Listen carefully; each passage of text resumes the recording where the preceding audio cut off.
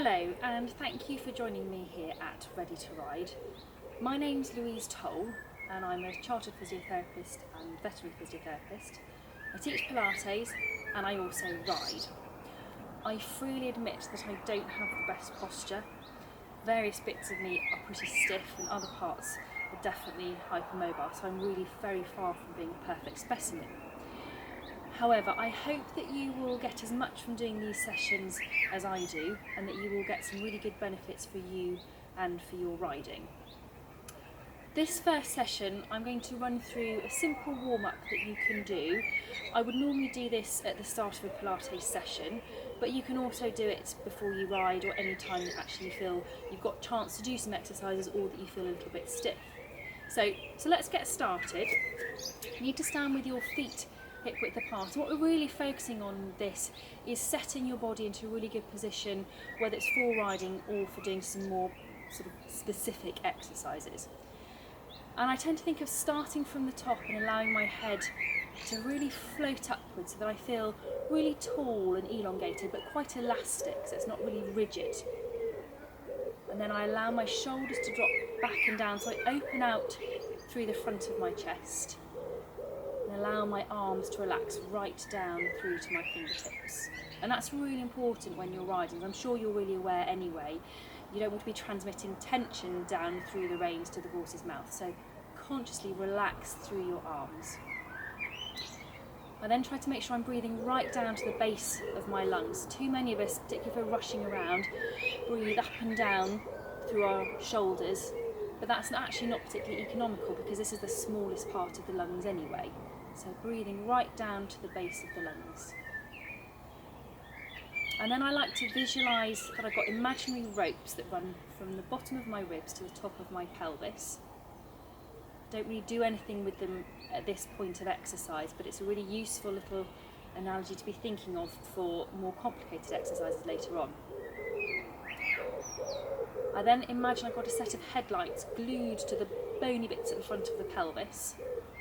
And I just make sure that I can move that part of my body really independently. So I'd be thinking of tilting my headlights up towards the ceiling, down towards the floor, pointing them straight ahead, and then without moving the rest of me, checking I can move them from side to side as well. As I'm sure you can really appreciate when you're riding, having that independent movement through your pelvis is really important.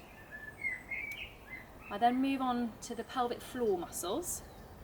And these are really important for core stability in general, but a lot of people get this wrong, so it's really important to make sure that when you're working your pelvic floor muscles, you don't hold your breath at the same time.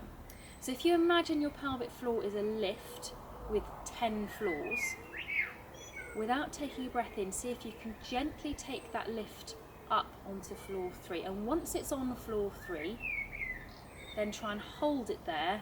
And again, keep yourself breathing. So you want to almost imagine that your pelvic floor is like the legs of a swan, working away underneath the water so you can't see it, but the top half of you is nice and serene and working away that no one else would know what's going on. Check your knees are soft and you've got nice equal weight through both feet. Obviously this is in standing, but it's no different to when you're on the horse and you want to think of having equal weight through your seat and then equal weight down through both stirrups. And when you're standing, think about your feet as a tripod. So you've got equal weight through your heels, through the base of your big toes, and the base of your little toes. And then once you're in that position, there's a couple of nice simple movements that you can do to make sure your spine is mobile and your shoulders are supple before you start to do anything else. So really simple, turn your head from side to side, and as you turn, it's really important that your eyes stay level.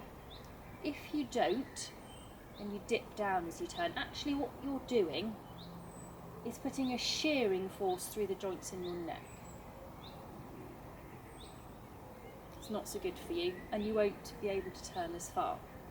That's nice and simple. If you do feel a little bit stiff, just gradually try and push the movement a little bit further.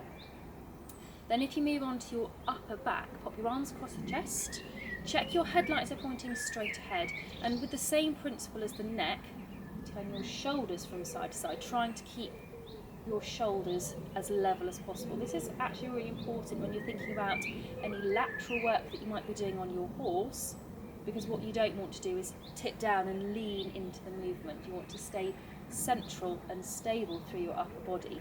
So this is a good point to practice. And as you're doing the movement, not only are you trying to see if you can get a bit more movement, but you want to be controlling it so that those headlights in your pelvis stay still and pointing straight ahead, but also that weight through your legs remains even, so that all the while you're turning your upper body, you're nice and central and symmetrical through your feet. And then to loosen off around your shoulders, a really simple exercise, you probably do it all the time anyway, but shrugging your shoulders up, back and down. It's a really good way of loosening off any tension through your upper body before you start to exercise or before you start to ride. So we'll leave it there for that first session. Some really quick tips to get you loosened up and ready to start working, whether it's off the horse or before you actually ride. And I hope that you will join me again with some further sessions where we'll look much more into improving your core. Some of those sessions will be quite short, so you can pick them up and do them at any time that's convenient, and some of them will be a little bit longer, so like a more mini Pilates session. So I hope you will join me again, and I will see you again soon. Thank you for joining me.